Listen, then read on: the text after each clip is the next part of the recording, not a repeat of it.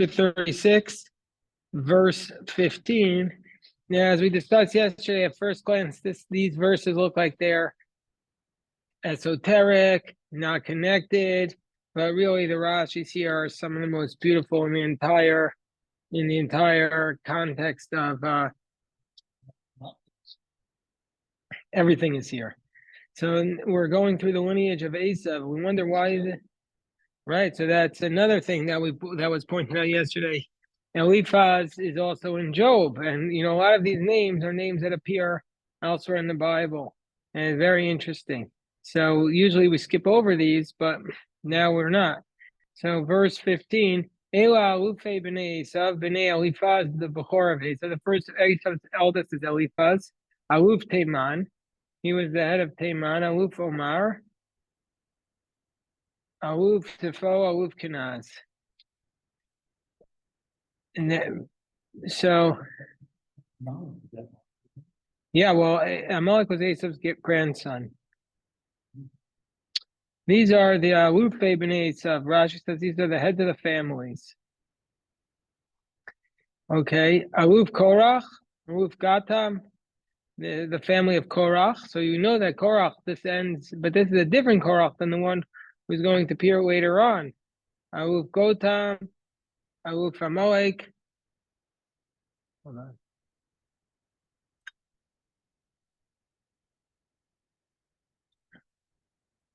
Hold on, I'm going to make Deborah the co-host.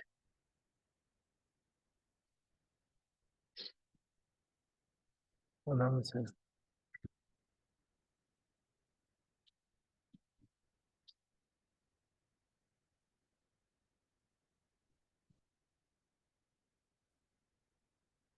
All right, boys, welcome.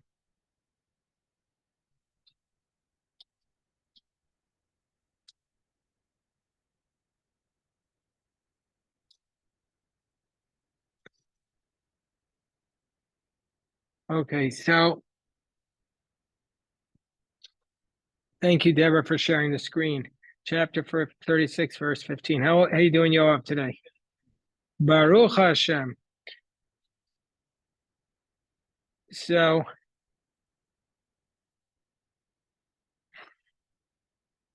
continuing verse 16. Aluf Korach, Aluf Gatam, Aluf Amalek, Ela Ufe Eliphaz, Beretz Edom, Ela B'nei Ada. Chapter 36, verse 16.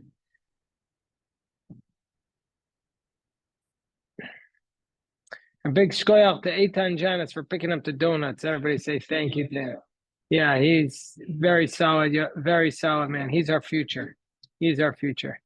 Okay, so then we say these are the family of Ruel, the son of Esav, Aluf Nachas, Aluf Zarach, Shama. Okay, let's skip to verse 20. It says, Ela b'nei Seir HaChori. These are the sons of Seir the Chorite, Yoshvei Aretz, the inhabitants of the land, Lotan and Shoval and Sivon and Anna. Rashi says, they were its inhabitants before Esav came there. And our rabbi said, what does it mean they were the inhabitants of the land? They were experts in the inhabiting of the land.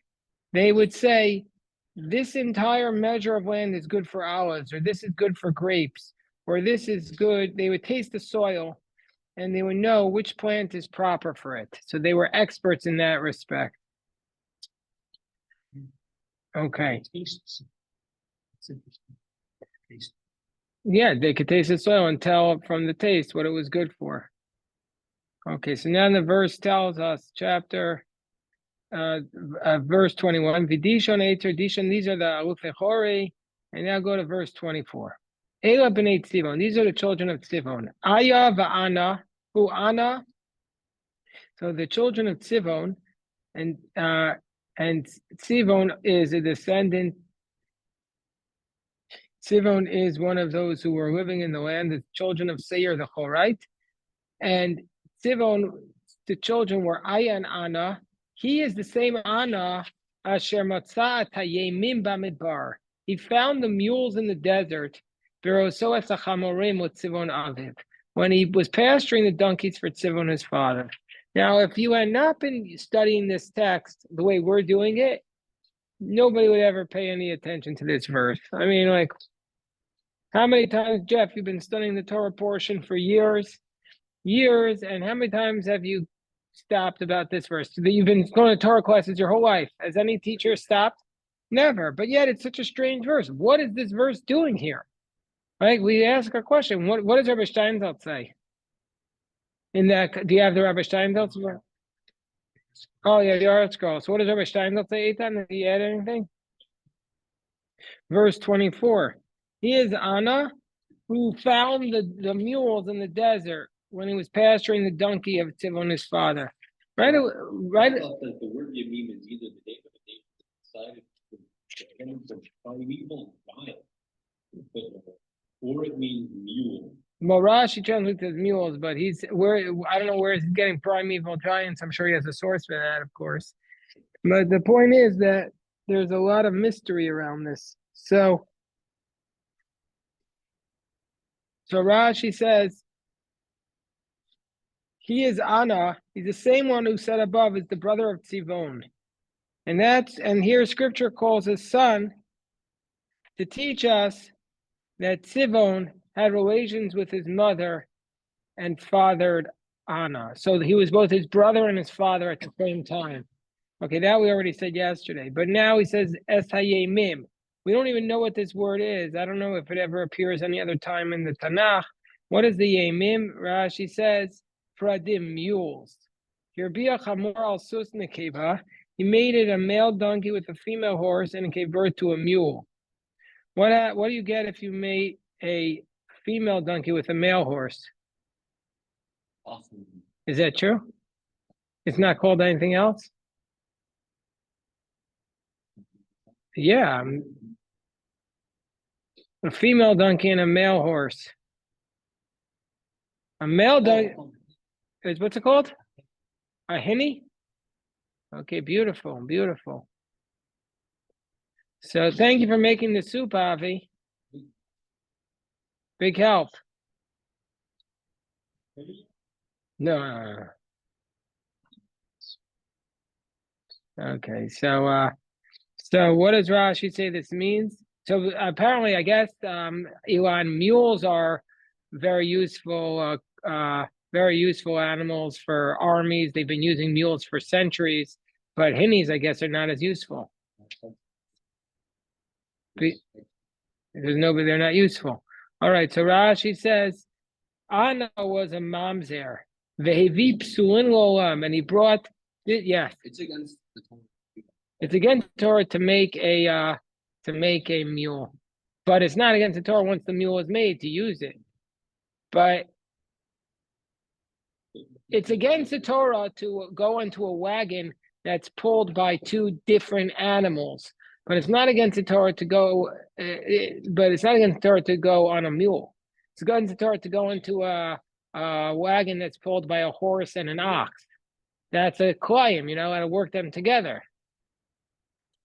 Yeah, I cut somebody off. I cut I was going to say the source for the primeval giants was pretty Onkelos. Okay. And then Baron, and then Ramban, the old from the Jerusalem Talmud Brachot.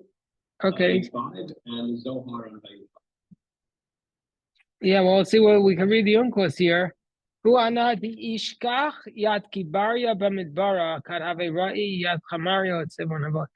say Unkos, doesn't say it here. I don't know, he must say it elsewhere.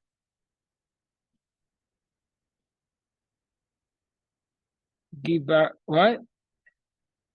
All right. Well, he found the Gibaraya. All right, the mighty ones. Yeah, he found the mighty warriors in the wilderness when he was. Who else was looking for his father's donkeys? Anybody know who's the most famous person in history to be looking for his father's donkeys? Moshe.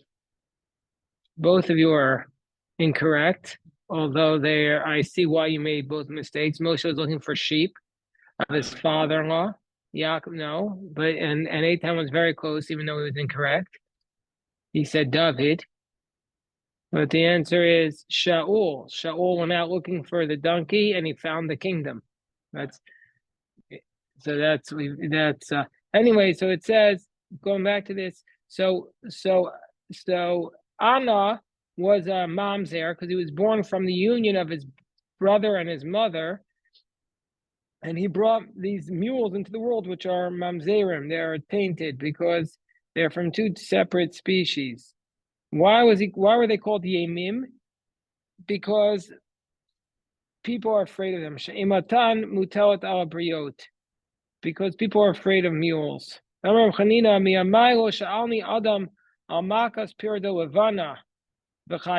ever asked me to treat him for the blow of a white male, and he lived. That was in the Gemara in Chulin. So nobody ever survives the kick of a white mule. But Gemara says, but don't we see that they do live? No, that they live, but they were never cured. If you get kicked by a mule, if it's a white mule, you're never going to get cured from it.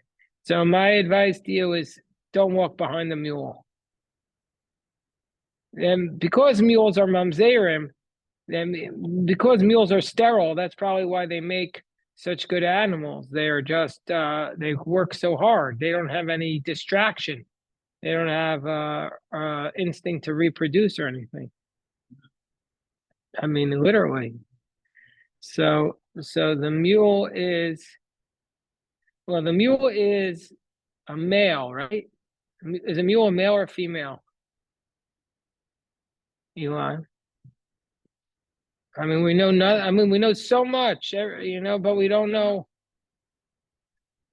A mule could be both. It could be both a male and a female. No, a mule is a cross of a male donkey and a female horse. Okay, fine. Okay. So the United States Army still uses mules. They still use mules. When they went into Afghanistan, they had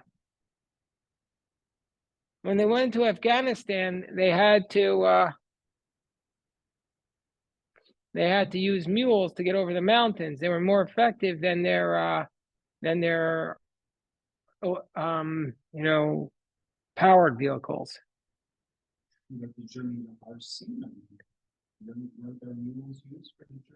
It never says that they're the children. No, there was a camel that we went on. Okay.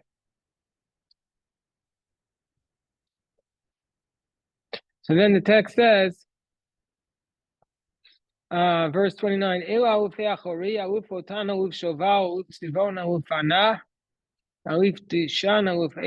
are different families.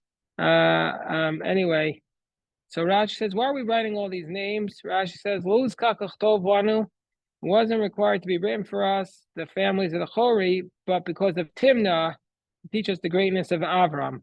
Because Timnah said, I want to marry in and be the Pilegesh of Esav's son, because that way at least I can attach myself to Abraham. As long as I'm the concubine of Avram's great grandson, that makes me feel special. Okay. Then verse 31. These are the kings that ruled in the land of Edom before the kings of the children of Israel. Right? Why are we talking about these kings? So this goes back to what Eitan was saying. These are the kings, Rashi says, Shmona Hayu. There were 8 kings. Ukenegdan Hamid Yaakov. So there were 8 Canaanite kings, and Yaakov himself raised 8 kings that came as descended from him. Uvitel Malchot Esav Bimehem. And they dissolved the monarchy of Esav in their days. Now we're going to go through Jewish history. Who are the 8 kings that Yaakov, who descended from Jacob? Who are the 8 kings? Shaul, Ishbosheth, Shaul's son, David, Shlomo, Rechavam, Aviah, Asa, Yehoshaphat. And then in the days of Yoram, who's Yehoshaphat's son, Katuv, in the days of Yoram, who was Yehoshaphat's son, it states, B'yamav Pesha Edom, Mitachat Yad Yehuda, Vayamuchu Alayam Melach, Uvimei Shaul Katov, Umelch Im Bedom Nitzav Melach. So there were 8 kings, and then Esav's descendants revolted and appointed their own king. So that's what it's basically saying. So that's what we're being told here, that Esav had 8 kings, and the descendants of Jacob had 8 kings, and then they all came, and then they broke apart. Okay, verse 32. Edom Bela ben Beor, and then ruled over in Edom Bela the son of Beor. Veshemi wrote Din Hava. And okay, so and then verse 33. Vayamas Bela died, and underneath him in his place here, Kobe, you could get a donut. Yeah, he brought some donuts. Sorry, we're getting the call from Okay, all righty. Thank you, guys. Have a donut, boys. Yeah, okay. So verse 33. Vayamas Bela vayimloch tachtav Yovav ben Zerach mi Batra. And Yovav ben Zerach from Batra ruled after him. Rashi says, Batra was one of the cities of Moab, as it states, Val Kriot Val Batra. And because the king of Moab produced, and since Moab produced a king for Edom, therefore it is destined to be afflicted from the future on their basis. Okay, so then it comes to verse 34. No, we'll skip 34. Vayamas Husham, verse 35. Husham died. Say the bracha, yes, on a donut, you say mezonot. Say mezonot. Baruch atah barei minei mezonot. Amen. Vayamas Husham, and Husham died. Vayimoch tachtav, and in his place ruled Hadad ben Bedad. Hadad Hamakat Midian Bistei Moab, who was the ruler over Midian in the fields of Moab, and the name of his city was Avit. So what does that mean? Midian came to wage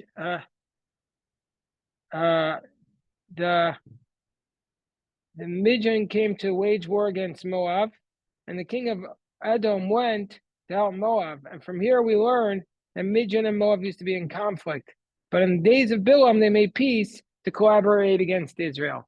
So Midian and Moab were enemies. We learned that from this scene. But anyways, they came and they made peace to fight against Israel. So the enemies of the Jewish people will make peace with each other just to fight. We see this. People said the Sunni and the Shiites will never join together, but they did to fight against the Jewish people. That's an old story. That's an old story. Okay, so then verse 39 states, Ayamas Baal Hanan ben Achbor, and Baal Hanan the son of Achbor died. Vayimuch tachtav Hadar, and after him ruled Hadar, and the name of his city was Pa'u, and the name of his wife was Mitavel bat Matred, the daughter of Mezahav. So what does it mean, Mezahav? Mezahav means basically, what does the name Mezahav mean? What does Mezahav mean? Rashi says Ma'u Zahav. It means what is gold? Ashiraya was so rich, gold meant nothing to them. Like they used gold as basically dust. It meant nothing to them. Mezahav means what is gold. Now verse 40, Ve'ela Shemot Awufei Esav. These are the names of the Awufim of Esav, Mishpachotam for their families, and Komotam for their places, Bishmotam by their names, Awuf Timnah, Awuf Alva, Awuf Yatet. What are their names? Rashi tells us. Okay, verse 40, these are the names of the chiefs of Esav. They were called by the names of the countries after Hadar died and the monarchy was discontinued. The earlier ones, and okay, so basically these are listing all their names. And then one last verse here, Awuf Magdiel, the chief of Magdiel. Rashi says this is Rome. So Rome is basically mentioned in this week's portion. That's these are very provocative ideas. These Rashi connects basically all of history with these kings. Anyway, so now that we went through that, I want to just talk about one more. Go to a different part of the Torah, a different part of this. A different part, which is in chapter 33, verse 1. Chapter 33, verse 1. We'll go back a little bit earlier. Hold on. Okay.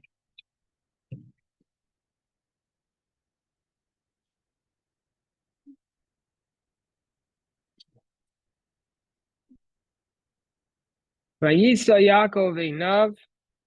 Jacob lifted up his eyes. By the way, did everybody here see the Dvar Torah? Did anybody here see the Dvar Torah I shared on YouTube this morning? Okay, so I'm going to share it with what we said yesterday. I want people to be aware of it, that because Yaakov, one of the reasons why I posited, this was my thesis, that when Dinah was kidnapped and assaulted, Jacob was silent. He demonstrated no reaction to his own child being kidnapped and being hidden. He demonstrated no emotion or reaction. So then, is it really a surprise that his children learned from him it's not such a big deal, and then they sold their own brother into slavery? So we see from here that it's kind of, maybe that was a punishment of Yaakov because he demonstrated this behavior. So that was, anyway, a theory I had. Okay, so chapter 33, verse 1. Vayisa Yaakov Einav, and Jacob lifted up his eyes. Vayar v'nei Esav ba, and he saw that Esav was coming. V'imo, and with Esav were 400 men. Vayichatz es hayoadim al Leah v'al Rachel v'al shtei hashvachot. And he divided the children, or the kids, into Leah. He divided the kids of Leah and Rachel into two handmaids. Rashi says, "Vayasem es hashvachos v'esyaldehen," and he placed the maids and their children rishonah. He placed them first, and Leah and the later children, Leah v'ladei achron. And he put Leah and her children after them, and Rachel and Yosef achronim. And Rachel and Joseph, he placed them last. What's your issue, Jeff? Right, This is like he's protecting his favorite son, putting him at the back of the battle and not at the front. So that's what he was saying. That's basically what Jacob was doing. That's what he's saying.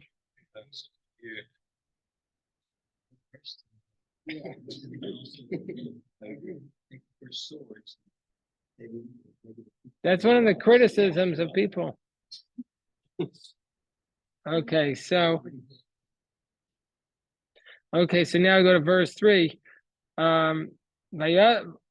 avar lifneihem, he passed in front of them. So who passed in front of them? Jacob went ahead of them, so he went to the front of the line. So that cuts against your theory, Jeff.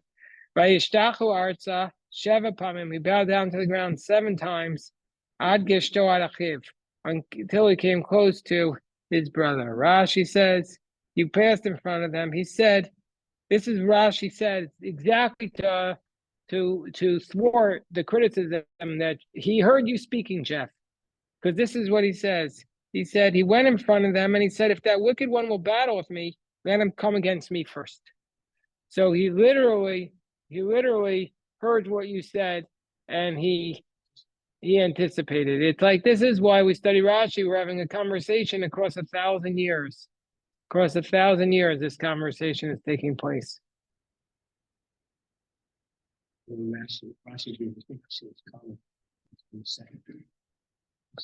On which one? Right. Well, yeah, but it does. But then Jacob went first. Okay. So now it says, "Vayaratz Esav likrato." Esav ran out to greet him. Vayachabkeyu. So Esav goes out to greet him, and he embraced him. Vayipol tzavarav, and he falls on his neck. Vayishakeyu, and he kissed him. Vayivku. Now, when you write the Torah, you see you have to make a dot over the word, and he kissed him. You have to make a dot over each of the letters. This is called in academic studies the puncta extraordinaria, which means the extraordinary points. It actually appears in several places in the Torah, but this is the most famous one because Rashi quotes the Midrash that states that why are there dots over when he kissed him? Because it's saying there's a dispute. Why does it say he kissed him? Some say that Rashi says, there are some say that these dots are telling us that he didn't kiss him with all his heart. And the others say, no, he kissed him completely. And so says this is something very important. Very, very important I'm going to share with you. It's not politically correct, but it's something my father told me when I was maybe 7 or 8 years old. And then as I was growing up, I said, oh no, this is not true. It's not true. But now, unfortunately, I know it's true. So what does it say? He says as follows. It says Rabbi Shimon ben Yochai. Halacha Rabbi Shimon ben Yochai, remember, was persecuted for being Jewish by the Romans. He says it's a halacha. It's a halacha. It's not something that's an opinion. It's a halacha. Biyadua she'esav sonel Yaakov. It's a halacha. It's known that Esav hates Jacob. Esav here represents the nations of the world hate Jacob, the Jewish people. But at that moment, it was just that at that moment, God gave him mercy and he kissed him with all of his heart. But it's known. It's a halacha. You cannot dispute this. The nations of the world hate the Jewish people. Don't say, oh, all of a sudden they hate us. There's anti-Semitism. In the highest places, the most prestigious places in America, there's anti-Semitism. In the universities, presumably it's probably also in the law firms, although probably, right, Jeff? I don't know what goes on. Yeah, there's anti-Semitism in corporate America. There's anti-Semitism. It's known, and America is probably the best place for Jews in the world. And there's rampant anti-Semitism. This is what it states in Rashi, and it hasn't changed. Biyadua, it's known that Esav hates Jacob. It's known that Esav hates Jacob. So if you don't like it, Rashi already came before you and said this is the halacha. It's known that Esav hates Jacob.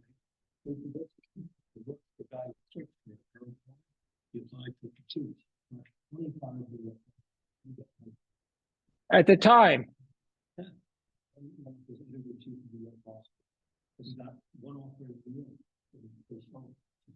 Kishor was Jewish firm, right? Was he special? Did he have good personal skills? And they just wouldn't hire him because he was Jewish.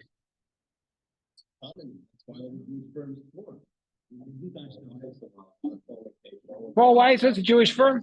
What? Paul Weiss was Jewish? Still? Not really. What about Kirkland Ellis? All right, well, let's stop there.